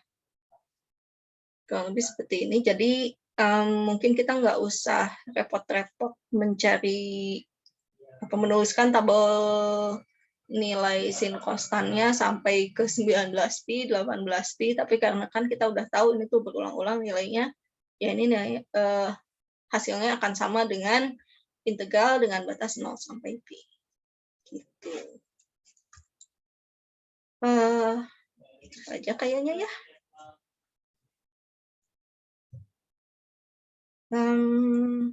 Oke, gimana kalau mengandung fungsi ganjil dan genap sekaligus? Ya dipisahkan aja. Ini menjadi integral dari minus pi sampai pi sin X dx ditambah dengan integral minus pi sampai pi cos X dx. Ini kan ganjil ya? Ibu maaf. Ya. Hasilnya masih yang tadi. Nah, yang mana? Yang ini? Belum berubah. Hah? Belum berubah? Sebentar, saya nge-share display bukan ya? Oh, maaf. Ya ampun, ternyata dari tadi saya ngomong nggak. Terima kasih. Udah tampil belum PowerPoint-nya? Sudah, Ibu. Makasih, Bu. Iya, sama-sama. Jadi tadi saya menerangkan yang ini, yang mana? Ini ya. Fungsi simetri ganjil genap, ini sin dan cos. Bisa tidak terbayang apa yang saya bicarakan. Ya ini contohnya. Fungsi ganjil itu kan sin X. Kenapa? Karena kanan kirinya bentuknya sama, cuma berkebalikan gitu posisinya. Di sini tuh ada di atas, yang ini di bawah, yang ini di bawah, ini di atas. Kalau fungsi cos X, ini fungsi genap. Kenapa? Karena pada saat ini di atas, di sini juga di atas. Ini di bawah, ini juga di bawah. Jadi, kalau kita mau ngitung, oh ya, ini contoh integral yang merupakan fungsi yang termasuk fungsi ganjil juga, yaitu polinom dengan pangkat ganjil. Ini contohnya fungsi Y sama dengan X, kan ganjil nih. Posisinya yang satu di atas, satu di bawah, tapi ukurannya sama. Terus X pangkat 3 juga sama fungsi ganjil. Ya. Ini fungsi yang genap. Kalau X-nya pangkat genap. Contohnya, fungsi yang konstan, ini kan fungsi genap pasti ya.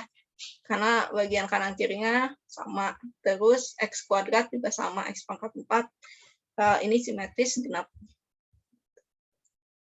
Jadi, oh ya, terus ini yang fungsi periodik.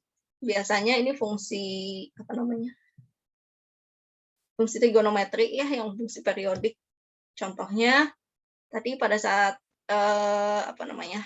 kita menghitung misalnya integral sin X dengan batas 18pi sampai 19pi. Nah, 18pi-nya kan sebetulnya 0 ditambah 2pi, 2pi, 2pi, 2pi, 2pi sampai 9 kali gitu.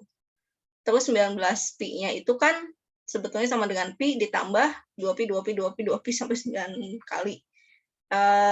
2pi-nya ini kan periodenya. Jadi daripada kita repot-repot mensubstitusikan 18pi sampai 19pi, ini sama aja kalau kita ngitung dengan batasnya 0 sampai pi. Itu bisa kita geser ke lebih dekat-dekat sumbu y-nya gitu ya, biar angkanya nggak terlalu gede. Dan itu sama aja. Kenapa? Karena bentuk fungsinya berulang-ulang sesuai dengan periodenya. Nah, gimana kalau kita punya fungsi yang mengandung bentuk fungsi ganjil dan fungsi genap sekaligus? Kita boleh pisahkan. Pisahkan jadi apa? Ini kan sin X-nya fungsi ganjil, cos X-nya fungsi genap. Nah, yang ini tuh karena batasnya minus pi sampai pi, jadi yang sebelah kirinya ini pasti sama dengan 0. Jadi kita tinggal ngitung yang sebelah kanannya aja. Dan sebelah kanannya pun ini boleh kita hitung sebagai 2 kali integral 0 sampai pi cos X dx. Ya. Jadi lebih sederhana yang bisa kita hitung. Contoh lainnya, misalnya untuk nomor 16 nih, kan ada yang X-nya pangkat ganjil, ada yang pangkat genap. Kalau pangkatnya 0 itu kita anggap sebagai genap. Gitu ya. Jadi ini bisa kita pisahkan juga. Jadi integral min 1 sampai 1 yang pangkatnya ganjil dengan pangkatnya ganjil, yaitu X ditambah X pangkat 3 dx, ditambah integral min 1 sampai 1, 1 plus X kuadrat dx. Nah, ini fungsi ganjil. Ya, ini fungsi genap. Jadi gimana? Nanti hasilnya 0 ditambah integral 2 kali 0 sampai 1, 1 plus X kuadrat dx. Lumayan lah, jadi fungsi yang kita integralkannya nggak panjang-panjang amat. Ya. Kurang lebih seperti itu. Ini untuk yang fungsi simetris. Oke, terus apa ya? Yang tadi ini udah ya kita bahas contoh nilai kata-kata fungsi dan juga sifat menimbulkan selang. Tadi kita udah bahas ya nomor 13-nya. Yang lainnya sih mirip-mirip, tinggal kalau mau ya digambarin dulu aja kayak apa, karena ini mah diminta digambarkan. Nah, yang ini mungkin yang agak berbeda. Misalkan diketahui bahwa integral dari fx dengan batas 0 sampai 1-nya adalah 2. Terus integral fx dengan batas 1 sampai 2 adalah 3. Integral gx dengan batas 0 sampai 1 adalah min 1. Dan integral gx dengan batas 0 sampai 2 adalah 4. Kita nggak tahu fungsi f dan g-nya kayak apa, tapi kita tahu nilai-nilai integralnya dengan batas-batas yang diberikan ini sekian gitu ya. Nah, apakah kita bisa menggunakan sifat-sifat integral tentu untuk menghitung nilai integral yang diberikan di sini? Ya, yang paling mudah mungkin ada yang nggak perlu kita hitung nih, kira-kira nomor berapa ya? Yang dengan melihat bentuknya aja, oh ini pasti nilainya segini. Ada yang bisa tebak nggak?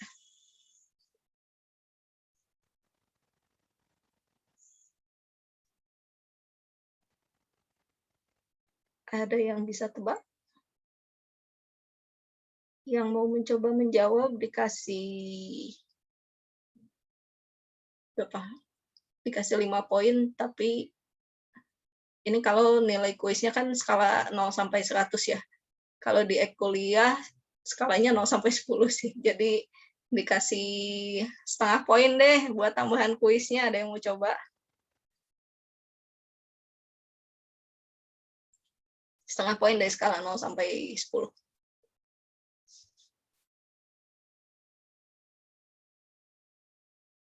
Ada yang mau coba? bonus point untuk quiz.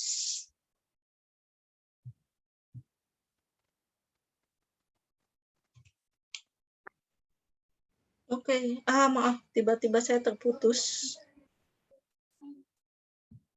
Saya pakai koneksi apa ya ini?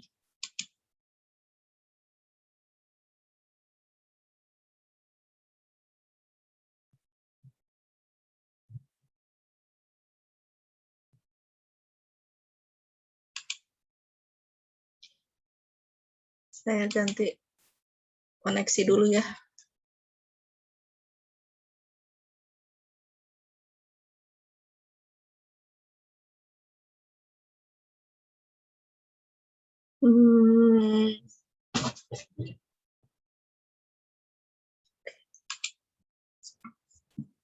Ya, tadi saya lagi apa?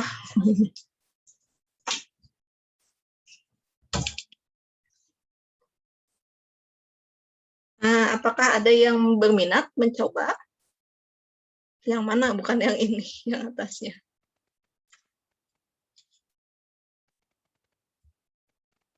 Oke, apakah ada yang berminat menebak di antara nomor 1 sampai 6 ini mana yang bisa langsung kita dapatkan integralnya tanpa harus kita hitung dulu?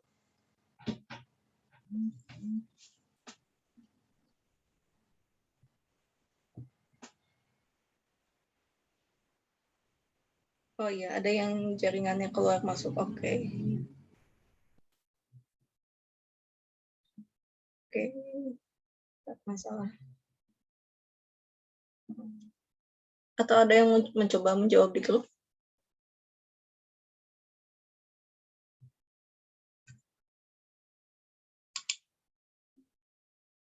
Harus ditunjuk dulu.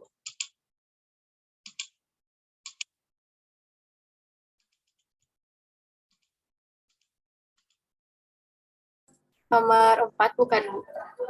Nomor 4, bukan, ada yang lebih mudah dari nomor 4. Nomor 5 bukan. Nomor 5, Bu. Sekarang ada 2 orang yang menjawab. Siapa aja nih yang jawab? Aku, Bu. Hawazir sama... Saya catat di mana nih? Aku, Bu. Saya catat di grup dulu deh. Siapa? Fikran? Betul. Betul. Oke, saya catat dulu ya. Bonus poin untuk hari ini. Tanggal berapa sekarang teh? 5.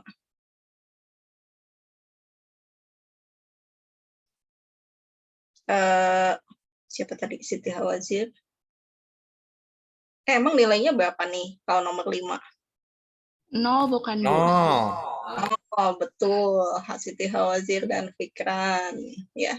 Kenapa? Karena kita cukup melihat bahwa batas pengintegralannya itu batas bawah dan batas atasnya sama ya. Jadi nggak usah lihat-lihat bentuk bagian dalamnya gimana, ini tanpa ngitung-ngitung juga pasti dapat hasilnya 0. Oke. Nah, terus yang lainnya gimana? Oke, yang lainnya sih kita mesti, masih ada tulisan Siti. Kita mesti otak-atik dulu. Misalnya, untuk yang paling sederhana deh bentuknya nomor 4. Nomor 4 itu apa? Integral 2 sampai 1 fx dx. 2 kali fx dx. Nah, padahal yang kita tahu apa? Integral dari fx. Ada yang batasnya 0 sampai 1, ada yang batasnya 1 sampai 2. Nah, berarti pertama kita gunakan sifat keliniarannya dulu. Jadi kalau ada perkalian dengan skalar, 2-nya harus kita keluarkan ya si skalarnya. Jadi ini sama dengan integral 2 dari integral dengan batas 2 sampai 1 fx dx. Oh, tapi kita yang punyanya batasnya 1 sampai 2, bukan 2 sampai 1. Terus gimana? Ya, kita bisa balik aja selangnya. Cuma kalau dibalik selangnya itu, nilainya jadi negatifnya. 1 sampai 2 fx dx. Atau sama dengan 2 kali, minusnya kita pindahkan ke depan gitu ya. Terus integral 1 sampai 2 fx dx kan kita udah tahu, nilainya 3. Jadi hasilnya adalah min 6. Gitu. Yang lainnya gimana? Ya silahkan gunakan sifat integral tentu yang lainnya. Ya, misalnya ini sifat penjumlahan, berarti kan kita bisa pisahkan dulu ya. Jadi integral fx ditambah integral gx. Terus kalau ada skalarnya dikeluarkan. Ada yang mau coba menjawab nomor 1, 2, 3, dan 6? Silahkan dikotret dulu, jawabannya dikirim ke grup aja. Nanti kita cek siapa yang dapat bonus poin. Kebayang nggak apa yang dilakukan? Bisalah ya. Ada yang mau coba? Aku mau ngotret dulu.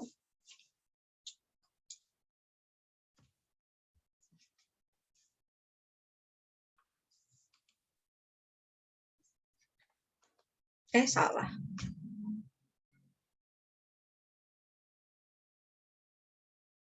Oke, saya tunggu berapa menit?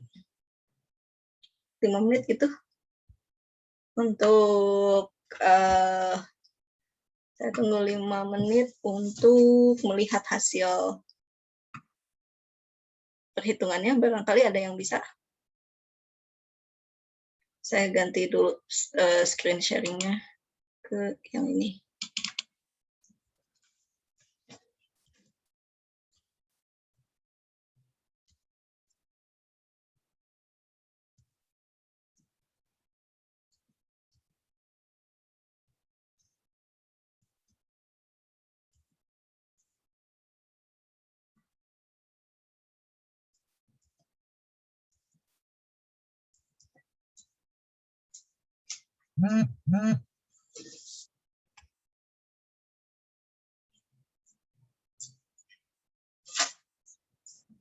Bu boleh jawab?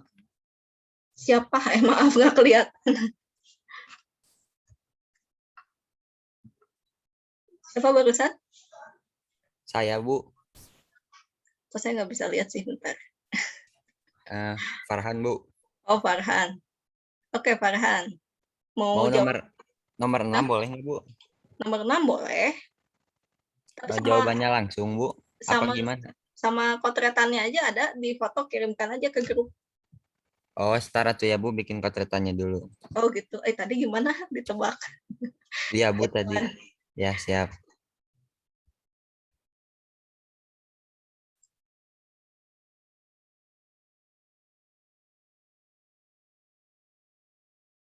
Oh iya betul. Nomor 6 nggak usah dikotret juga bisa ketebak ya.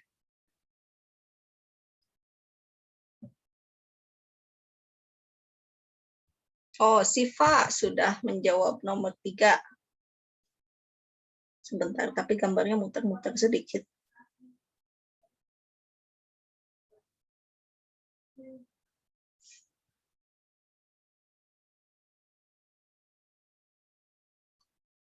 Oke, yang nomor 3, yang lain juga mungkin bisa cek ya di grup.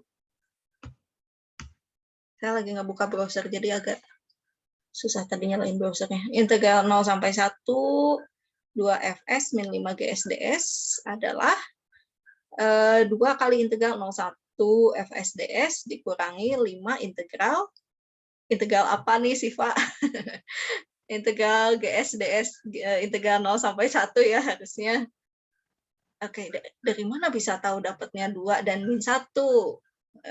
Mungkin perlu dilengkapi ini satu langkah lagi, bahwa kalau misalnya kita punya integral dengan batas A sampai B fs ds itu sama dengan integral dengan batas A sampai B fx dx gitu. Di sini perlu dilengkapi satu langkah lagi, tapi ya pada prinsipnya sih udah oke ya. Jadi 2 kali 2 dikurangi 5 kali min 1. Jadi hasilnya adalah 4 plus 5, 9. Oke. Oke, Siva. Dapat bonus poin juga. Terus, ada Indriani. Indriani ejain nomor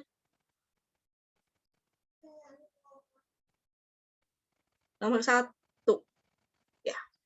Nomor 1, integral 0 sampai 2. Dari 2fx plus gx dx. Oke, dipisahkan dulu menggunakan sifat penjumlahan, kemudian pakai sifat perkalian skalar untuk fx-nya. Oke, yang di baris ketiganya kurang tanda kurung nih, harusnya 2 dalam kurung integral 0 sampai 1 fx dx ditambah integral 1 sampai 2 fx dx. Kalau menuliskannya seperti ini, nanti terbacanya 2-nya itu hanya dikalikan dengan integral yang depannya aja, yang suku keduanya nggak ikut dikalikan. Hati-hati dalam penggunaan kurung, tapi ke bawahnya jadi benar. Di bawahnya kurungnya ditambahkan lagi. Oke. Kemudian ya ditambah integral 0 sampai 2 gx dx. Ya sudah betul, jadi pakai sifat penjumlahan selang dulu.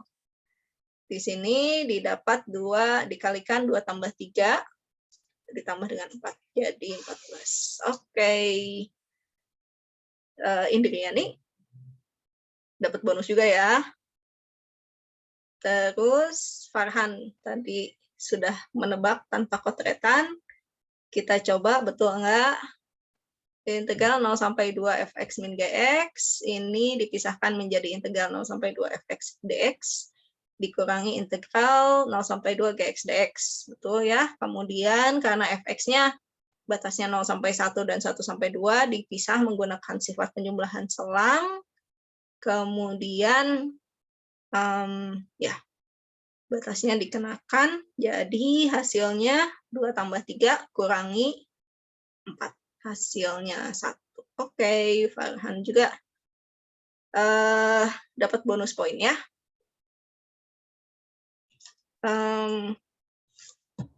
Ya, saya list dulu. Yang nomor berapa?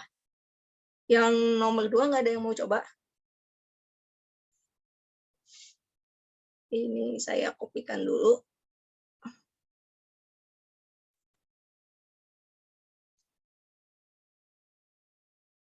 Pertama Siti Hawazir, kemudian Fikran. Terus siapa lagi?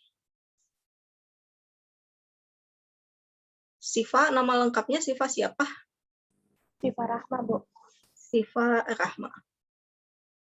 Oke, kemudian siapa lagi? Indriani.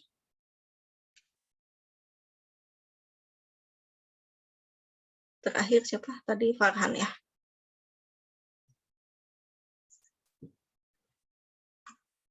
Nomor 2 nggak ada yang mau nyoba?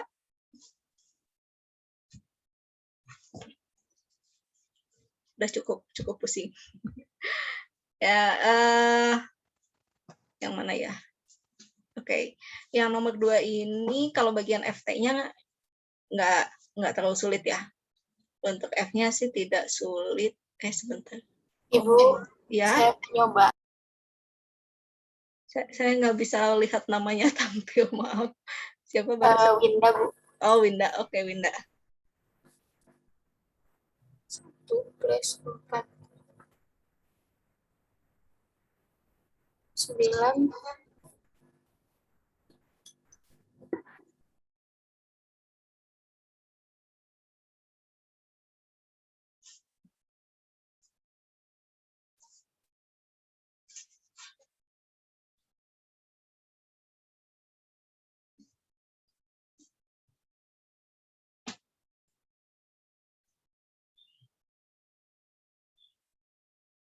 Oke, Winda, kalau sudah dikirim ke grup ya, biar kita bisa lihat hasilnya seperti apa potretannya.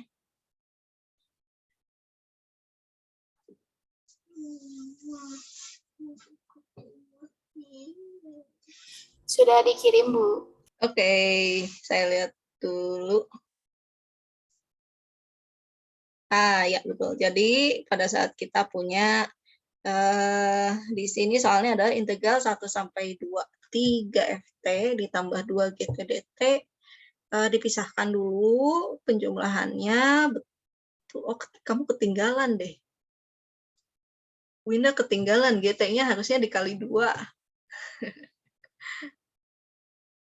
Ya. Oh iya, ketinggalan 1 ya, Bu.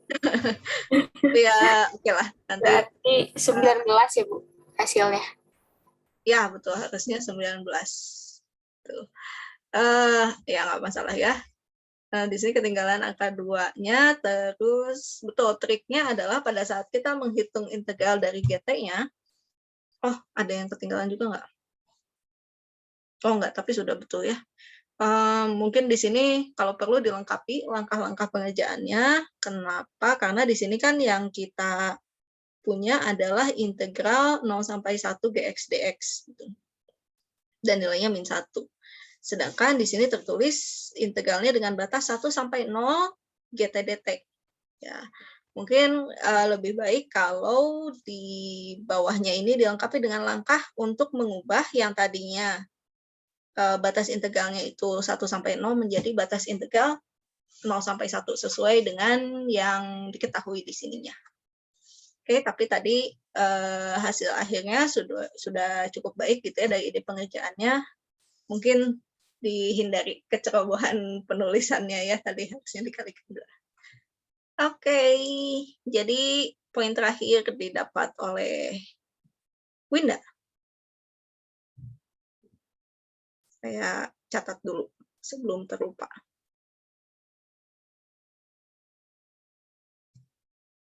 Kayaknya saya perlu tambahkan tahunnya juga ya. Oke, ya selamat untuk yang berhasil mendapatkan bonus poin. Nanti kuisnya dapat ekstra poin ya dari hasil mengerjakan soal hari ini. Untuk yang lain, ya mungkin kita bisa adakan bonus poin lagi pada saat mau kuis atau mau UTS untuk ya ekstra poin di kuis atau di UTS nanti. Oke, untuk soal lainnya tadi saya sudah bahas mungkin ya contoh pengerjaannya, misalnya nomor 8 dan nomor 13, yang lainnya bisa dikerjakan dengan langkah yang serupa, cuma fungsinya aja yang beda-beda. Yang ini juga sudah dibahas. Ya, ada pertanyaan nggak ya?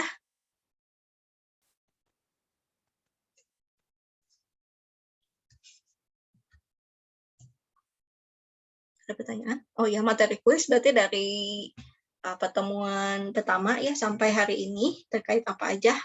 Terkait anti turunan, integral anti turunan atau integral tak tentu, integral ringan atau integral tentu. Kemudian apa yang sudah kita bahas minggu kemarin, aturan pangkat yang diperumum pada integral tentu maupun tak tentu. Kemudian apalagi yang sudah dibahas minggu kemarin ya, ya generalisasi dari fungsi sin x, anti turunan fungsi sin x dan fungsi cos x. Dan yang kita bahas hari ini sifat-sifat dari integral. Kenapa kuisnya hari ini? Karena minggu depan bahasannya kita mau lihat tentang fungsi transenden, yaitu logaritma natural, terus nanti nyambung ke eksponensial dan juga aplikasinya di dunia nyata gitu. Untuk bahan UTS nanti sampai situ. Jadi kita bahas, kita coba latihan dulu nih soal-soal untuk ya mungkin yang bentuknya masih fungsi polinom terus sin x dan cos x. Oke. Kalau tidak ada pertanyaan, nggak ada yang nanya. Komentar, saran, lain-lain, tidak ada. Kalau tidak ada, kita bertemu lagi minggu depan. Nanti kalau soal kuisnya sudah siap, akan saya kabari di grup ya, insya Allah. Mudah-mudahan sih besok siang udah jadi semua soalnya. Ya udah, saya akhiri kalau gitu ya. Terima kasih atas perhatiannya hari ini. Mohon maaf tadi ada kendala berbagai macam.